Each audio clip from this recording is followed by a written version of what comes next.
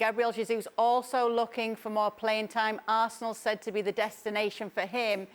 When you see how important he had been, Nedum, especially against the top six last season, the stats show for themselves. Do you think there could be a time when Pep Guardiola could end up regretting this? I think with Haaland in Manchester, I'm going to say no. I think he's going to bet on him. And it's a shame for Jesus because he feels like for his duration of his time at City, for as well as he's done, he's always felt like a bit of an understudy. And it's a shame because when he's doing well, he does very, very well. But then sometimes when the big games come, it's no surprise to see him on the bench, and that must be so frustrating for him because as is the case with all these big squads with good players in, everyone who sits on the bench, they're more than capable in terms of being able to play in those games and play in those big matches as well. So I think maybe Pep could regret it, but I don't think he's the type of person to make a decision about somebody leaving and say it's a shame, because at the end of the day, like, they could just say no, you have to stay whilst you're under contract and not really worry about the consequence. So yeah, I think he's done well. I think he's probably not played as many games as he would have liked. He's had some impact, but not like an infinite amount. And I think the best thing, to be fair, for him last season was being involved in some of those bigger games when he was literally playing through the middle, which is how most people thought he would be a couple of years ago. So I don't think there'll be regrets. I think the squad that they have is great, and it's been added to again this summer. And I think for Jesus, if he believes that more game time is available elsewhere, like, going to play for Arsenal at the Emirates is not the worst thing in the world. And I think if he can go there and show some of those positives that he's shown for City, it's a great move for him. And it might be a great move for City as well, because again, frees up some of that transfer money, and some of these other dealings can seem like even better business now. I think we're talking about two players that have been really good for City in different ways, but are in somewhat okay to be collateral that they can let go without damaging the ship too much, if at all. I think if you're talking about, Kevin De Bruyne leaving and with Fernandinho leaving, they were going to lose Rodri. We're talking huge holes here because we know how important those kind of players are. You've seen the job Fabinho's done at Liverpool, Rodri at Man City, and Fernandinho over a decade.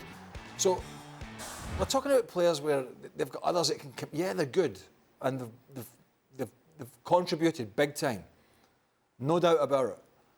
But it's positions where they can mix and match and they have others to come in.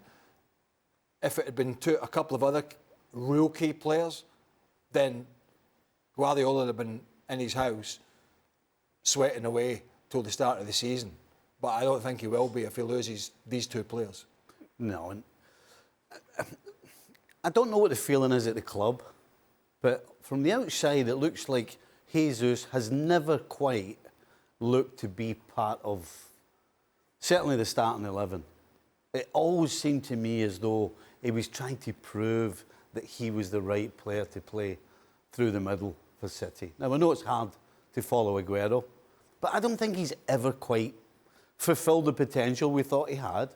And I think generally, in his time there, that has shone through. Yes, he had a great spell at the end of last year. But before that, when were we ever talking about him as this guy should be playing number 9 or through the middle? But does it have to be through the middle with Gabriel Jesus? Is it not worth keeping him? Well, he's not. Plenty of people in those positions. Exactly. He's not better, and he's not even on par with your Grealish and your Mahrez in particular. So he's not the best number 9, and he's not the best wide guy on the left or the right. So he is kind of where he's been since he signed. He's been on the outside looking in. And so, listen, if it's worse for them, in my opinion, losing Sterling than it is Jesus. Okay. Would you agree with that? Worse for them losing Sterling than losing Jesus, Nedum?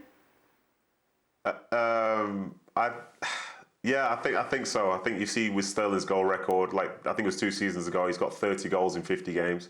That's spectacular. The sort of foil the way he was playing with Sergio Aguero, like, people have really strong memories of Sterling. I think anyone as well back in the UK who played fantasy football love Raheem Sterling at Manchester City, let's just say that. Whereas it's not necessarily the same with Gabriel Jesus. So I think in some ways that is a bigger loss. Sterling's a couple of years older, feels more sort of experienced in terms of playing in those big games.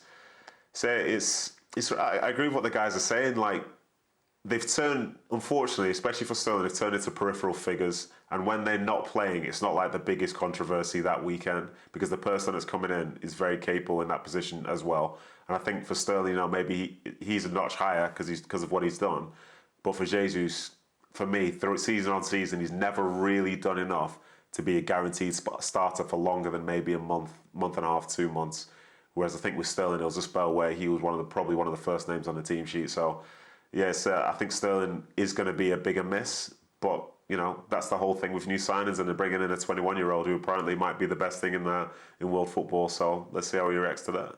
Yeah, people don't realise sometimes it's simple mathematics. I mean, the dressing room's only so big, and the owners of City have got a lot of money, but you can't just keep bringing people in without somebody going out the door. Does it not count for nothing? If it was 29 starts last season, all those games against the Big Six, 5 goal involvements in those games, doesn't that count when you're standing up and being counted in these big games? Somebody has to go. So why is it a game that plays... Phil Foden's not going.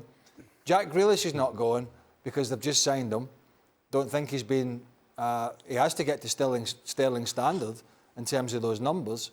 Riyad Mahrez is not going ahead of him, I wouldn't imagine. So somebody has to go, and he has a contract that is a free transfer in a year's time. He has a team in Chelsea that's not exactly breathing down their neck. They have their own problems. And they brought in Alvarez from South America and, Erling Haaland. So, managers have to make decisions. And the manager and the coaching staff know what Jesus is all about. It's understandable to say, well, look at what he did at the end of the season against all the big teams and all the big games. But when you've been with a player for a period of time, you know what he's all about. And he can have a great spell like he did. I've coached players myself who've... I had a centre forward who wasn't a particularly great footballer, was gangly, was awkward. He scored 15 goals one season. But that following season, I couldn't get rid of him quick enough because I knew what he's about. Sometimes you just have good spells, regardless of how good or how bad you are. And the coaching staff and the manager know exactly what Jesus is capable of. And as Nedum said himself, other than a spell where he's been great for a month, that's no use when you're playing a Premier League season over 9 months or anywhere else. Well, thank you very much for watching ESPN on YouTube. For more sports highlights and analysis, be sure to download the ESPN app. And for live streaming, premium content, and let's not forget as well, ESPN FC 7 days a week. Subscribe to ESPN+.